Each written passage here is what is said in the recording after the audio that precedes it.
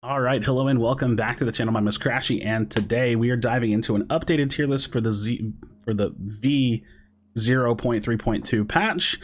This is a bit predictive because it is early on. I've had the patch for like a solid day now, and I've got my opinions, and I might, if I do think that this is like outdated at a certain point, or if my opinions change, I will probably update it and let y'all know what I'm thinking. But I want to go ahead and dive into it because I do feel like I've put some good time on the characters I play. I've heard some good opinions from my teammates and from people that play other heroes that have maybe seen some changes or item changes, and yeah, I've got a pretty good handle on what I think is going on in the patch. So let's go ahead and dive into it. I'm also doing this thing, I did this in the last one, I'm gonna keep doing this, where I try not to reference my last tier list at all. It's like what I feel in the moment, right?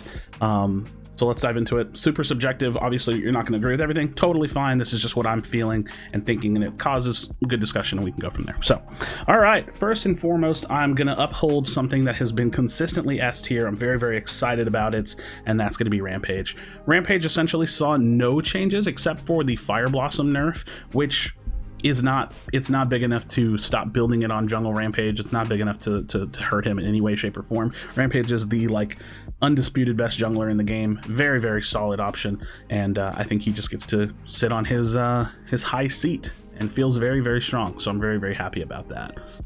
Now, there's a couple other S tier picks that I'm really on the fence about, and I'm not really sure. I'm going to go ahead and pull them both up and talk about them. Now, I'm sitting them in S tier because this is where I remember I had them in the last one. We had Revenant and Countess, although I'm not leaning on my last tier list, like I said, but we have Revenant and Countess, and both of them receiving changes. Now, Countess, I think that she is feeling still incredibly strong, if not maybe stronger, because they actually scaled her power up and they gave more power to items, but they nerfed, in a sense, the tank Countess build. It's really interesting. I think that she might get punished more, but I think that she might be stronger than she was. So I'm going to take a bit of a prediction with Countess, and I'm going to leave her S tier. If this isn't true, later on, I would just pull her down to A tier because she's still ridiculously strong. She's just so reliable. And so no tank build regardless. She just deletes people really fast. Now she's just a bit less of a menace in a big team fight standalone, or the survivability is not quite there as much, but her burst is still there. And so she's like a weaker version of herself, but relatively speaking, I think that she's still going to end up being S tier. Now Revenant, I don't know quite how to make it, or what to make of the changes, but it does feel like a change. It feels like a lateral change. It doesn't feel like a nerf or a buff to me. I'm not really sure. If anything, if I was leaning one direction, I would say that it does feel a little bit like a buff. And so for me, for Revenant, I still feel like he's the best carry. I think it's small, right? It's a small margin between him and some of the other carries, and I'm probably gonna go segue straight into the other carries. But I do think that he does take that spot. The other carries are all so close in strength that if I was to do it left to right, which I don't really order my tier list left to right, it would be something like Sparrow, Drongo. I feel like they're very, very even. They just do slightly different things. Sparrow scales into late game really, really well. Drongo has a little bit more self-peel and utility with his grenade. And then Murdoch. Murdoch did get a small buff to his health. It doesn't really help him much. Murdoch's not bad. He just doesn't have the best team fight presence like a lot of the other carries have. His ultimate is cross-map global, can do some damage, can snipe someone. In a team fight, doesn't really help him all that much. He does have a little bit of self-peel with his shotgun blast, but I do think that he's slightly weaker than the other carries, and I think all three of them are slightly weaker than Revenant. This hasn't really changed much in my opinion of the carries. I think that they all feel great, and yeah, that's exactly what I'm thinking about them. All right, let's continue with the list. Let's take a look at some of the bruisers in the game, some of the fighters. Chimera, nothing's really changed here. I will say that actually, Chimera has seen a small change. With the Raiment of Renewal nerf, or change, it's not even a nerf, it's a change.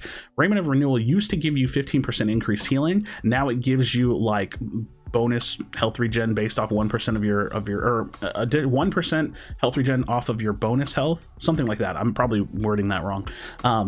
So Chimera can't use Raiment as a healing item anymore. So in a sense, the kind of main Chimera build that I've been using has taken a bit of a hit because it's losing a lot of durability.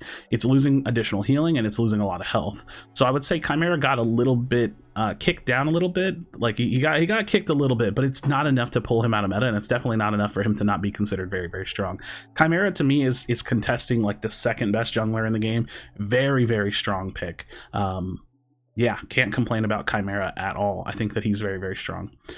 Okay, let's look at some of the other fighters. Crunch. I still think Crunch is just not very good. It's somewhere in this range, C, D tier. I think he may...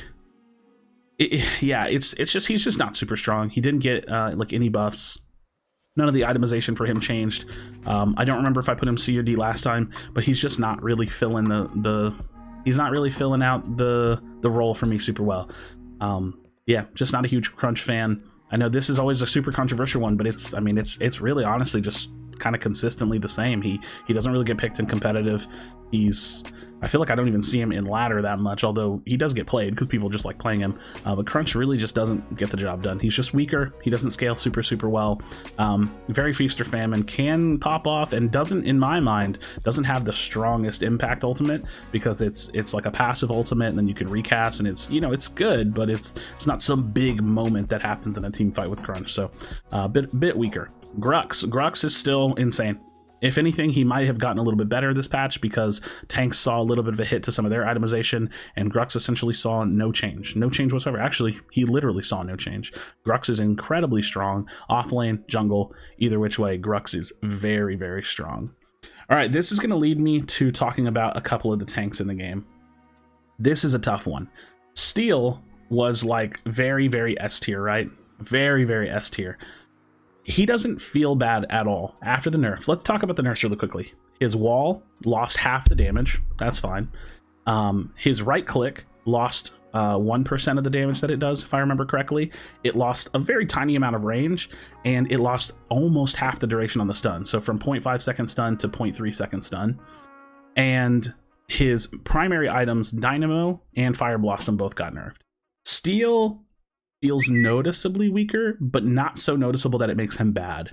So he may still be S tier. I'm going to conservatively place him in A tier. He just feels very strong.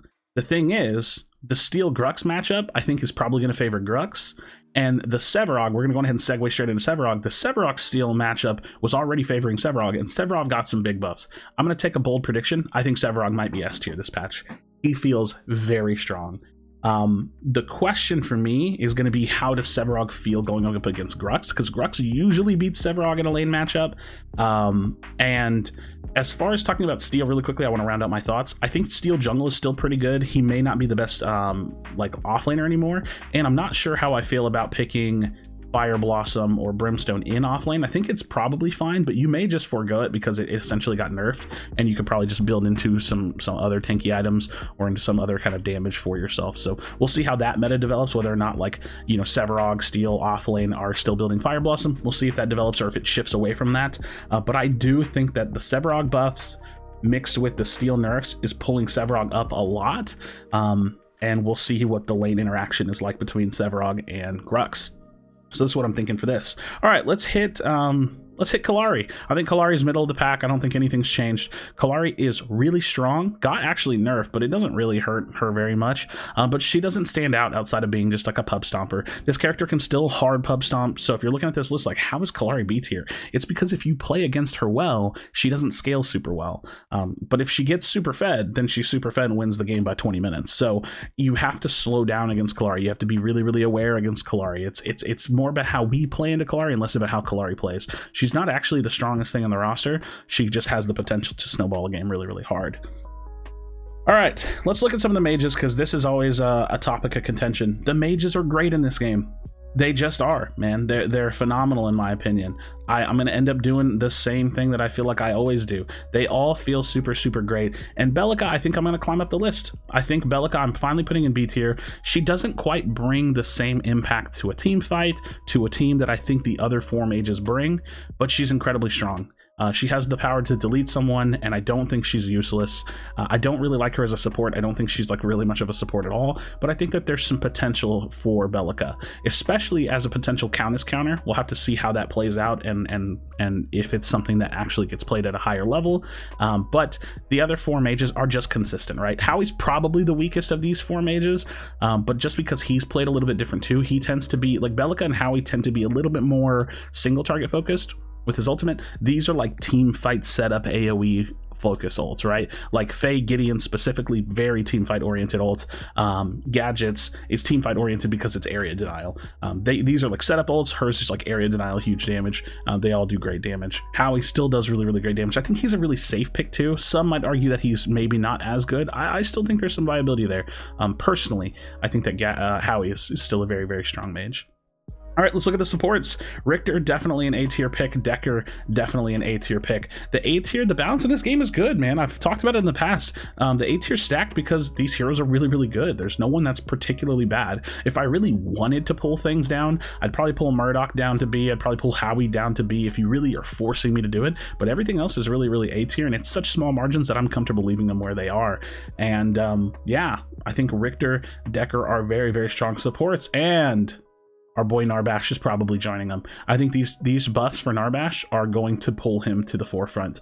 He's bulkier, he has good peel, he's got a good ultimate, and while he did have problems with his ultimate, he still does. You have to build around it, but you can deal with that if what he brings is worth it. And he brings healing, he brings good peel, he brings increased mobility, which is huge in MOBAs. Having that move speed stim and just being able to pop off and burst heal is all you want to see. And the final two picks on the roster, we got Muriel. I still think she's struggling a little bit. And we have Fang Mao. We're going to talk about him in a second. Muriel, she's somewhere here. Honestly, this might be a little bit more... I think I'm more comfortable with her in B tier. I don't think she's bad, but here's what I would change about Muriel. So if any devs are watching, I personally think that she needs more efficacy in her kit, whether that's an increased movement speed on her right mouse button or bigger shields. I think that slightly bumping her efficacy would be really helpful. Bigger shields, not a ton, right? We don't want to go that far. Not a ton, but bigger. And Breach. I think Breach absolutely destroys this hero. It makes her not good. You know, you have one carry or one jungler that builds Breach, an offlaner that builds Breach, and then she can't really play the game. So I think that Breach needs to be looked at as a different kind of passive. Instead of just doing a ton more damage to people that are shielded, maybe you can do a lot more damage to the shield itself or something like that. An additional, you know, you gain an additional 15% damage, or, you know, it's got to be smaller. It just feels like it's way too punishing. Fang Mao, they actually like changed him up a little bit. They pulled some of the power scaling on his ultimate, but they added a ton of pen scaling. So what they did was they niched his build down into physical power pen, but he's just bad. He just doesn't do enough. He has the potential to kind of snowball the game, but it's not close to what Kalari can do. And yeah, he's just struggling. Not very good. Crunch and Fang Mao, not super good to me. I do actually think the bottom three of the roster are somewhere between Bellica, Muriel, Crunch, Fang Mao. These are like the bottom 3-4 of the roster. It's actually crazy to think that Kalari's, I have her in bottom 5 of the roster, but I mean, with the change to Narbash, I would never put her that low. But yeah, I think the roster is really healthy right now. I think that the balance of the game is really healthy right now, and that's what I'm thinking. Friends, let me know if you have any thoughts in the comment section down below. I would love to hear it. I definitely do appreciate the discussions and the fun. So yeah, drop a like in the video, subscribe for future Predecessor content. Make sure you're subscribed. I think I have some analytics that show me only like half of y'all are. Make sure you're subscribed to the channel. As always, be sure to be kind of one another. Tell someone you love them, and I'll see you on the next video.